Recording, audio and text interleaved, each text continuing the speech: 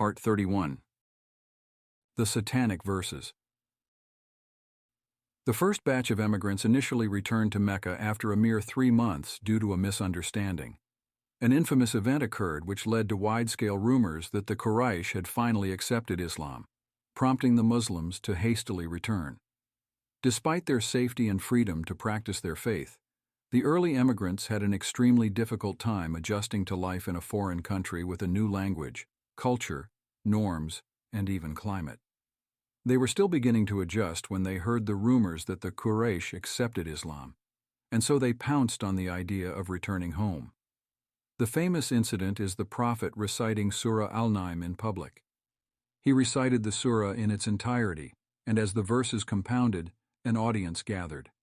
The surah is particularly powerful, full of rhetorical devices captivating the listeners.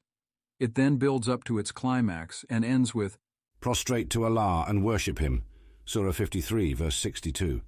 Not only did all the Muslims immediately prostrate, but the pagans of the Quraysh were so overwhelmed and captivated that they could not help but to fall into prostration too. Other than Al-Walid ibn al-Mughira, who was too arrogant and was instead sufficed with wiping dust onto his forehead, the entirety of Mecca was in prostration. This unprecedented event inevitably led to rumors that the Quraysh had accepted Islam, prompting the Muslims in Abyssinia to return. This event is not controversial enough to be infamous. However, there are versions of this narration in very weak reports that have caused much controversy. It must be noted that the aforementioned version is located in the most authentic work in Islamic history, Sahih al-Bukhari. The remaining versions are not only absent in the 6 canonical books of Hadith, but they are also not present in the primary sources of Ibn Hisham and Ibn Ishaq. They only appear in the most obscure of references or in the major exegesis, tafsir, of al-Tabari. However, it must be made clear that unlike al-Bukhari, whose aim was to compile the most authentic of narrations, Tafsir al-Tabari was written as an encyclopedia of knowledge. Imam al-Tabari distinctly clarified that this text is a compilation of all the reports, not solely the authentic ones. Relying on a narration's existence in al-Tabari to bolster its authenticity is therefore not only incorrect but disingenuous. In a second, inauthentic version of this report, it was narrated by Urwa ibn al-Zubayr, who was a successor and thus did not meet the Prophet directly, that Shaitan cried out, adding 2 verses, heard only by the polytheists. The Quran states, "Have you considered Al-Lat and Al-Uzza, and the third of them, Manat," Surah 53, verses 20 to 21.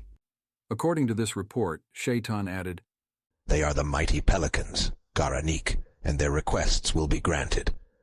These verses are clearly praising the idols, and the Quraysh had assumed that the Prophet had finally compromised, and so were happy to prostrate.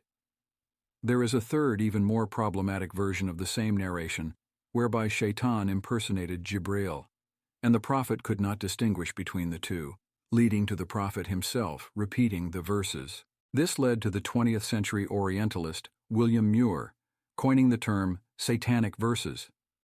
In Islamic tradition, it is referred to as the story of the pelicans, Qissa al-Garanik.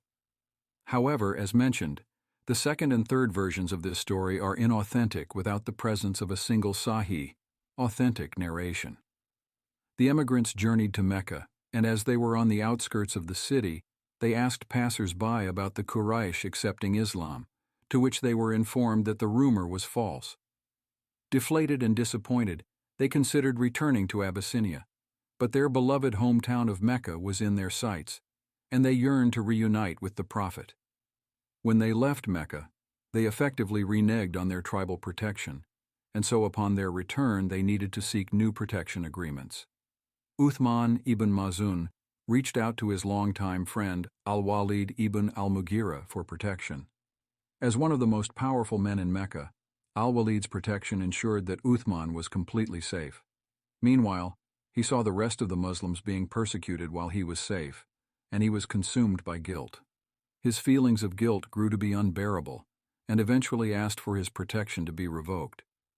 He did not do anything wrong, and had every right to seek out his own protection, but his conscience would not allow him to continue in peace while his companions were suffering.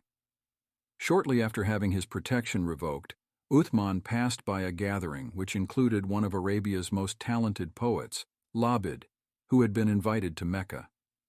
Labid recited a line of poetry that the Prophet would later describe as the most truthful statement that any poet has ever said, which was, "For truly, everything except Allah is naught." Uthman was truly impressed and exclaimed, "You have spoken the truth." Labid continued. "And every pleasure will undoubtedly cease." Uthman retorted, "You have lied, because paradise will never disappear." Labid was incensed, not being privy to the Meccan context of the Islamic struggle, saying, "Since when have you people treated your guests in this manner?" Somebody stood up in anger and punched Uthman in the face, giving him a black eye. When Al-Walid heard, he said, "My nephew, a term of endearment. why did you rescind my protection? Please allow me to reinstate it." Uthman replied, No, indeed my other eye is in need of the blessings incurred by this eye.